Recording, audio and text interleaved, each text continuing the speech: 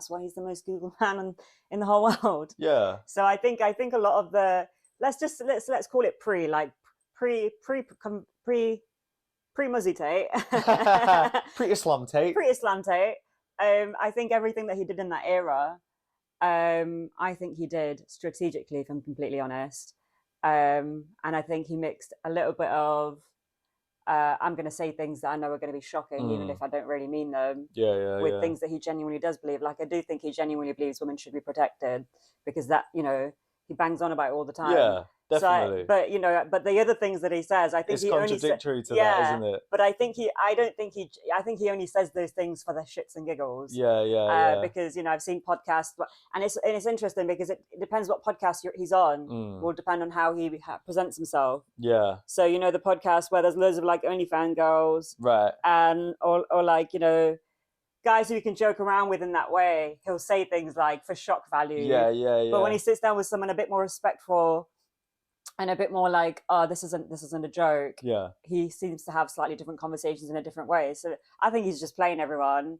But I do think he's very intelligent. I do agree with a lot of what he says about what's going on in the world.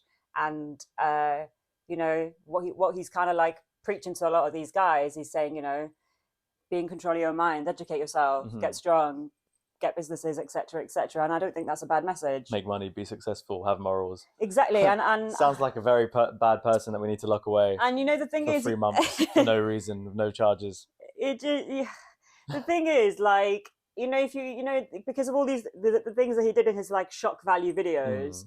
And I genuinely think that he did a lot of these things just because he knew that if he said these things, people would be sharing it and people would be talking about it. Controversy sells. Exactly. And it's done in wonders.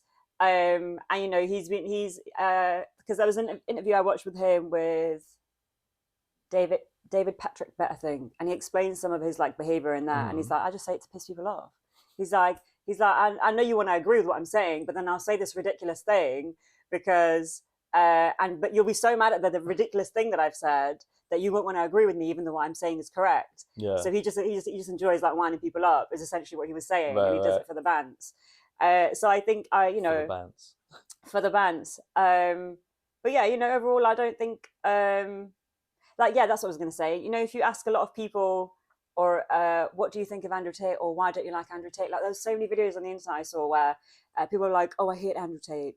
And that's why I asked you, because I'm like, I've not actually ever asked you, but I know what you're talking about. I've seen similar things, but yeah, go on. And everyone's like, oh, I hate him.